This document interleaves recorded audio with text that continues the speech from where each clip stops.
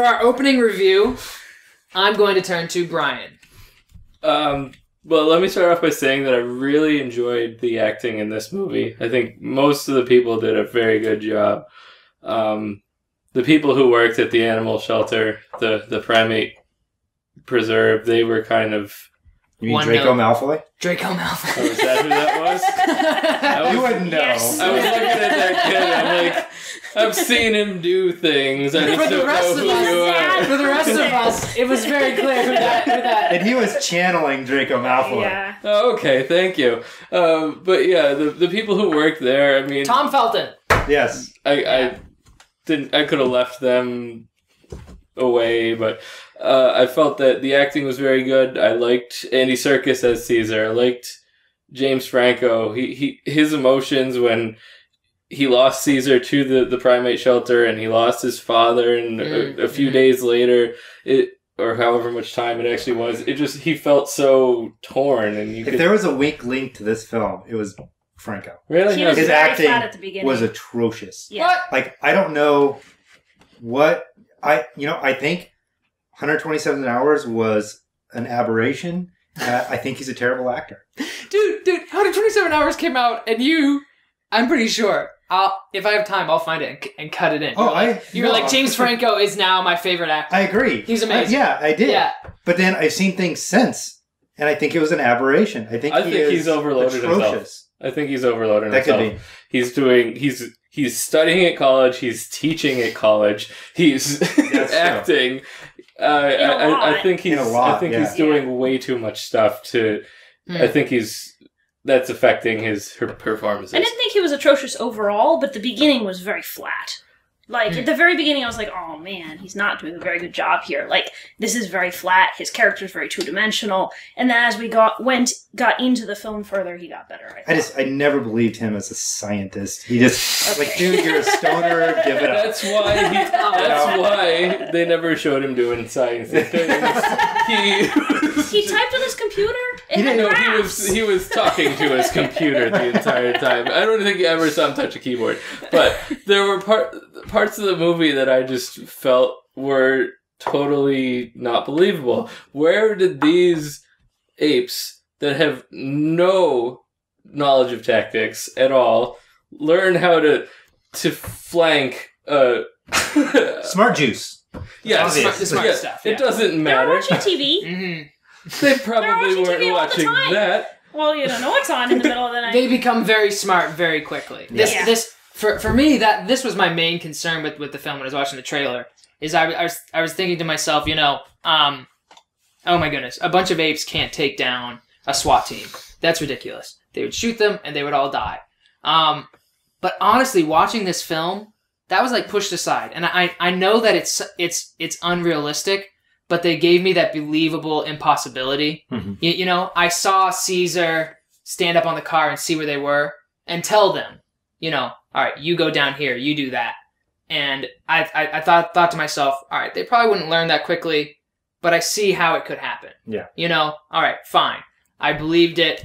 My biggest problem was actually kind of what you were talking about with this film, was those one-note supporting actors. Tom Felton, Brian Cox, who I feel like are good actors. Mm-hmm. The neighbor, who's... I felt bad for that. Who's the pilot, who is just a jackass who needs to die, basically. Yeah. who we don't know why he's such a jerk. Mm-hmm. The evil boss. But other than that, I loved Franco. I think the most fascinating thing about this story is Franco and Caesar's relationship. And to see it grow, to see it build, to see them act together, I thought it was a really cool send-off to the original. Right? Yes. They have some awesome mentions. Yeah. And I thought that the end... Yeah. Mm-hmm. Yeah. But I think he invented his own category. Yeah. And so there's not anybody else who does this, so we don't have this category. Mm-hmm. Robert Zemeckis didn't really start doing motion capture until after Gollum had been created. Yeah.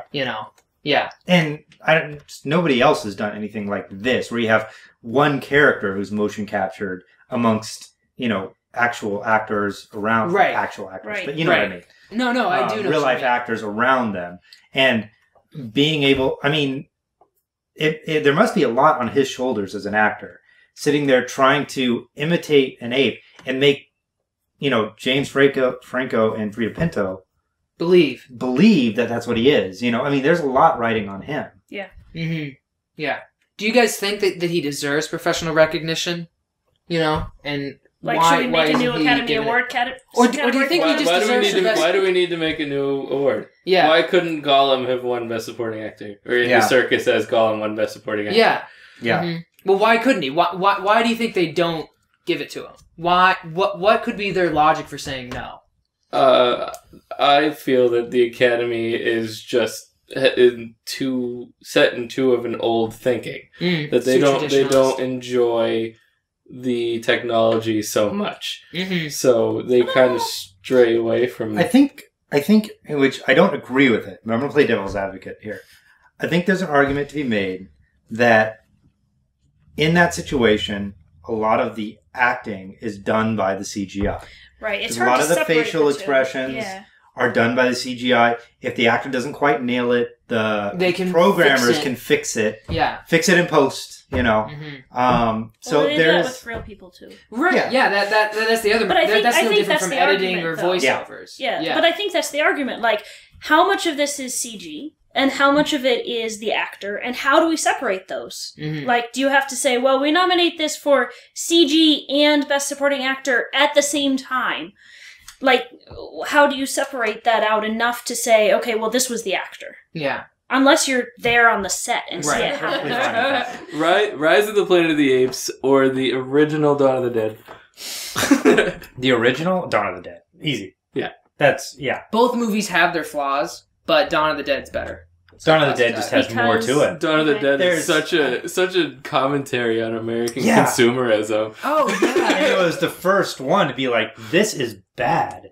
Like, yes! The fact that you have to buy the new thing every time it comes out is bad. The fact that I think you're right. It's one of the first movies that first did that. Yeah, it's the first one that said, like, an afternoon of, like, relaxation is wandering around a shopping mall is ridiculous. Disgusting. Yeah, and disgusting. It's a waste of your life. It makes you into a mindless zombie. I mean, that was one of the first movies that sort of brought this idea to the American consciousness. And, there's so much more, I think, to it. George Romero, I should watch his other crappy zombie movies because at least he does that with the zombie movie. Yeah. Like he makes a comment. He uses it to say something. He really does, and he does. And this is a clear example. Besides Dawn of the Dead and Night of the Living Dead, this is basically right behind Night of the Living Dead. Yeah. As far as zombie movies go, it's amazing. Yeah, it's very good. It has not aged well.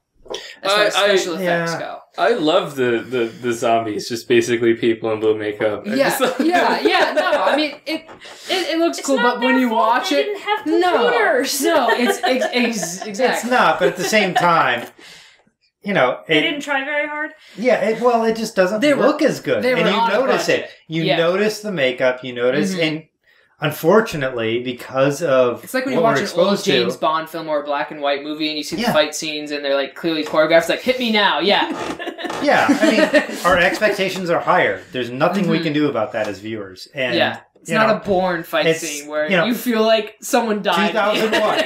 Here's a perfect example. 2001. I expect a lot more. It's not the fault of the movie. It's the fault of what I've been exposed to. 2001 has not aged well yet. Yeah. In its time, it was like... And I agree with that. And it's still... But now it's boring because my expectations are so much higher. It's a simple fact. And there's nothing that can be done about that. So, I think we're all deciding Dawn of the Dead? Yes. All right.